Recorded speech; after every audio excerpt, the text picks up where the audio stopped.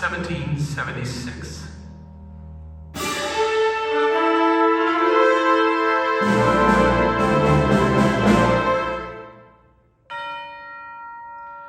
The unanimous Declaration of the 13 United States of America.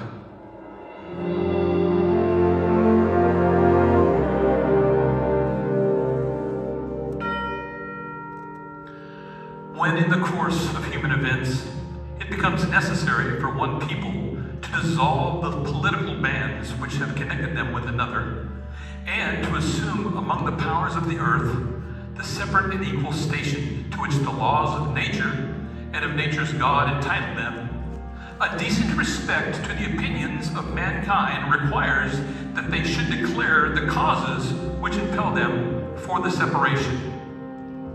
We hold these truths to be self-evident, that all men are created equal, and that they are endowed by their Creator with certain unalienable rights, that among these are life, liberty, and the pursuit of happiness.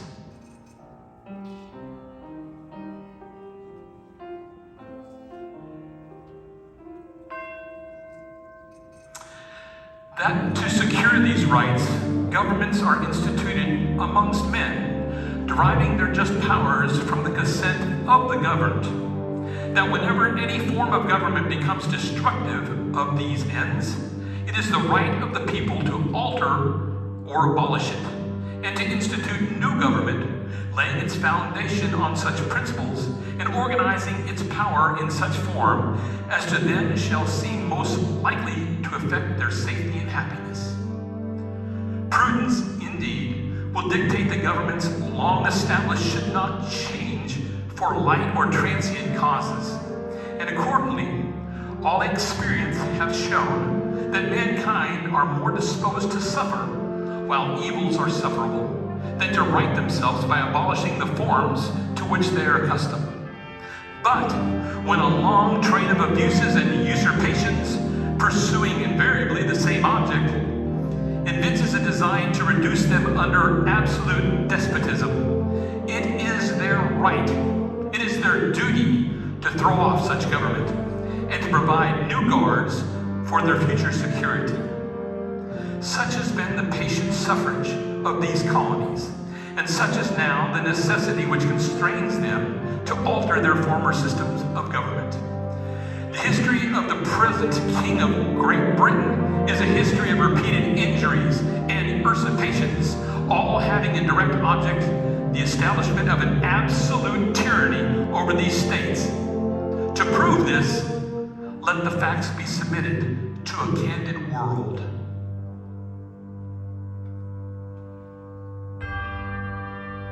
He has refused his assent to laws, the most wholesome and necessary for the public good.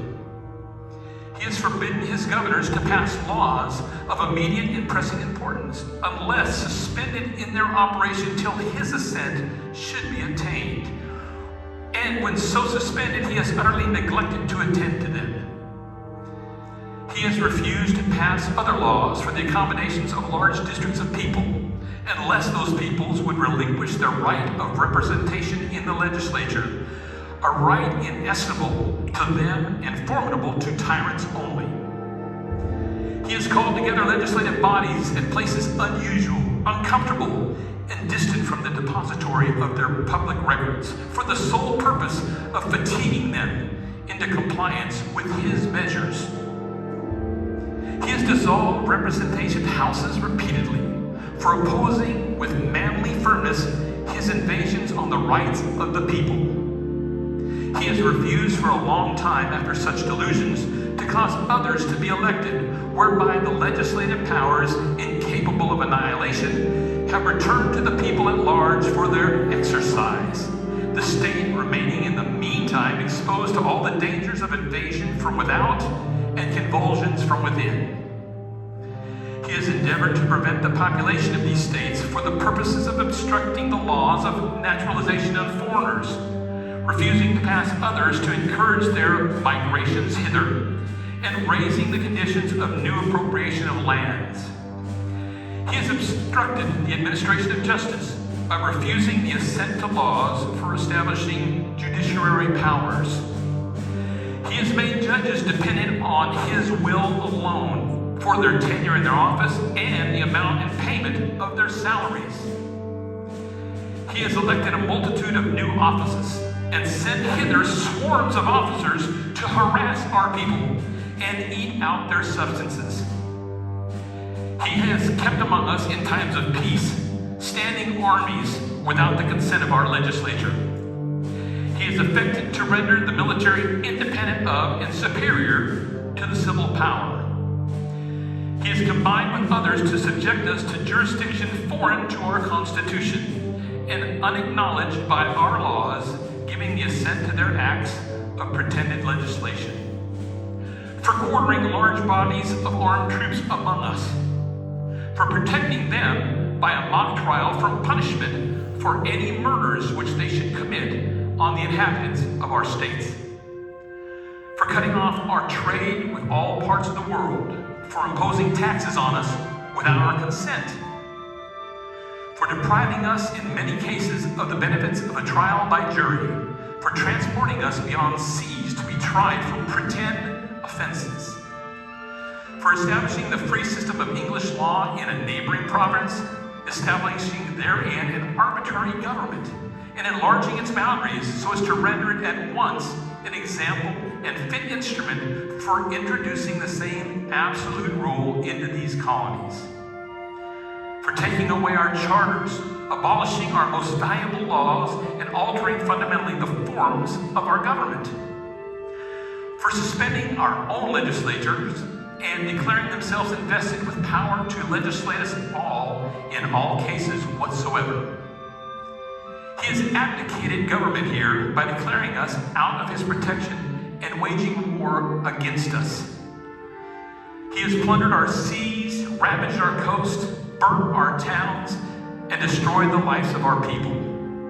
He is at this time transporting large armies of foreign mercenaries to complete the works of death, desolation, and tyranny, already begun with circumstances of cruelty and perfidy, scarcely paralleled in the most barbaric ages, and totally unworthy of the head of a civilized nation. He has constrained our fellow citizens taken captive on the high seas to bear arms against their country, to become the executioners of their friends and brethren, or to fall themselves by their hands. He has excited domestic insurrections among us. He has endowed to bring us on the inhabitants of the frontier, the merciless Indian savages, whose known rule of warfare is an undistinguished destruction of all ages, sexes, and conditions.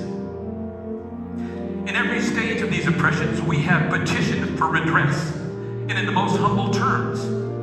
Our repeated petitions have been answered only by repeated inquiry. A prince whose character is thus marked by every act which may define a tyrant is unfit to be the ruler of a free people. Nor have we been wanting in attentions to our British brethren. We have warned them from time to time of attempts by their legislature to extend an unwarrantable jurisdiction over us. We have reminded them of the circumstances of our immigration and settlement here. We have appealed to their native justice and magnanimity, and we have conjured them by the ties of our common kinder to disavow these usurpations, justice, and of consequentity.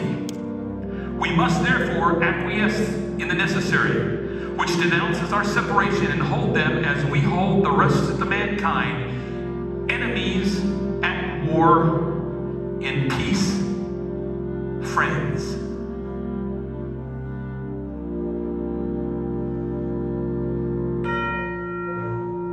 We, therefore, the representatives of the United States of America in General Congress assembled, appealing to the Supreme Judge of the world for the rectitude of our intentions, do, in the name and by authority of the good people of these colonies, solemnly publish and declare that these united colonies are, and of right ought to be, free and independent states, that they are absolved from all allegiances to the British Crown, and that all political connections between them and the state of Great Britain is and ought to be totally dissolved. And as the free and independent states, we have the full power to levy war, peace, contract alliances, establish commerce, and to do all other acts and things which independent states may right do. And for the support of this declaration, with a firm reliance on the providence, we mutually pledge to each other our lives, our fortunes, and our sacred honor.